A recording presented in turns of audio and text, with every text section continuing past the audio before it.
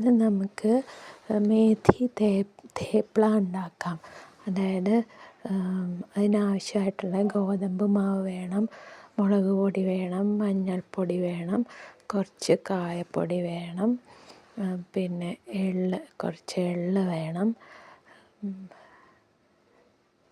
പിന്നെ ഇത് ഇച്ചിരി അയമോദകമാണ്. അയമോദകം അജ്വൈൻ പറയും, അയമോദകം. പിന്നെ ഇഞ്ചി, വെളുത്തുള്ളി, പച്ചമുളകും കൂടി ചതച്ചിട്ട്, പിന്നെ കുറച്ച് ഉപ്പ്, കുറച്ച് എണ്ണ, പിന്നെ ഗോതമ്പ് മാവ്. അപ്പോൾ എണ്ണ ഇല്ലെങ്കിലും പ്രശ്നമൊന്നുമില്ല. പിന്നെ ഉലുവേലയാണ്, നല്ലോണം കഴുകി അരിഞ്ഞ ഉലുവേല. പിന്നെ നമുക്കിതെല്ലാം കൂടി മിക്സ് ചെയ്ത് നല്ലോണം കുഴച്ചിട്ട് ചപ്പാത്തിക്ക് അങ്ങനെ കുഴച്ചെടുക്കാം. എണ്ണ ചേർത്തില്ലെങ്കിലും പ്രശ്നമൊന്നുമില്ല. കുറച്ച് വെള്ളം കുറച്ചായിട്ട് ചേർക്കണം. കാരണം ഇലയിൽ വെള്ളാംശം ഉള്ളതുകൊണ്ട് കുറച്ച് ചേർത്ത് കുഴച്ചാൽ മതി. ഈ ഉലുവ നല്ലതാണല്ലോ, നമ്മൾ മിക്കവാറും എല്ലാ കറികൾക്കൊക്കെ ഉപയോഗിക്കും. പിന്നെ കടുക് കടുക് വറുത്ത് ചേർക്കുമ്പോൾ കടുക് താളിക്കുക, പിന്നെന്താ വറവൽ, അങ്ങനെയൊക്കെ നമ്മളതിലൊക്കെ ഈ ഉലുവ നല്ലൊരു മണമല്ലേ, നമുക്ക് വയറ്റിന് നല്ലതാണ്. പിന്നെ നല്ലൊരു മണമാണ് ഈ ഉലുവ ഇങ്ങനെ മൊരിഞ്ഞ് വരുമ്പോൾ. ഉലുവ ഇല നമ്മൾ നല്ലതാണ് ഭക്ഷണത്തിൽ ഉൾപ്പെടുത്തുന്നത്. പിന്നെ ഷുഗർ പേഷ്യൻസിനൊക്കെ ഉലുവ തലേന്ന് വെള്ളത്തിൽ കുതിർത്തിട്ട് രാവിലെ ആ വെള്ളം കുടിക്കുക, ആ ഉലുവയും കഴിക്കുക, അത് നല്ലതാണ്.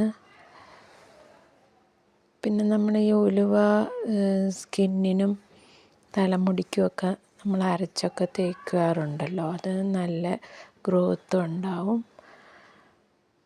താരനൊക്കെ പോവും, സ്കിന്ന് നല്ല സോഫ്റ്റ് സ്മൂത്തൊക്കെ ആവും.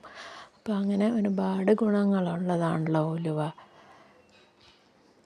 പിന്നെ ഈ ഉലുവ ഇല നമ്മൾക്ക്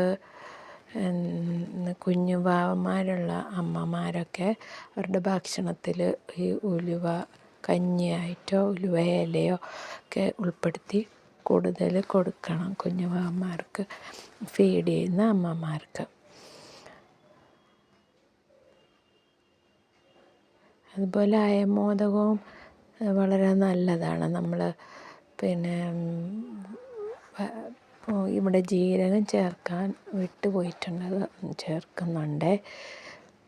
അയമോദകവും നമ്മൾക്ക് പൊളിച്ച് തികട്ടൽ, വയറിന് കമ്പിക്കൽ, അങ്ങനെ വയറിൻ്റെ സംബന്ധമായ അസ്വസ്ഥതകൾക്കൊക്കെ അയമോദകം അതായത് അജ്വൈൻ വളരെ നല്ലതാണ് ഉൾപ്പെടുത്തുന്നത്. അപ്പം ഇതിന് നമ്മളിങ്ങനെ നല്ലോണം മിക്സ് ചെയ്ത് കുറച്ച് നേരം മൂടി വെക്കാം. അത് കഴിഞ്ഞിട്ട് നമുക്കത് സാധാരണ ചപ്പാത്തി പോലെ നല്ല ശ്രദ്ധിച്ച് പരത്തി, കനം കുറച്ച് പരത്തി ചുട്ടെടുക്കാം. നെയ്യും എണ്ണയൊന്നും പുരട്ടണമെന്നില്ല, അല്ലാതെ തന്നെ ചുട്ടെടുക്കാം. ഇനി നെയ്യും എണ്ണയൊന്നും പ്രശ്നമില്ലാത്തവർക്ക് അങ്ങനെ ചുട്ടെടുക്കാം.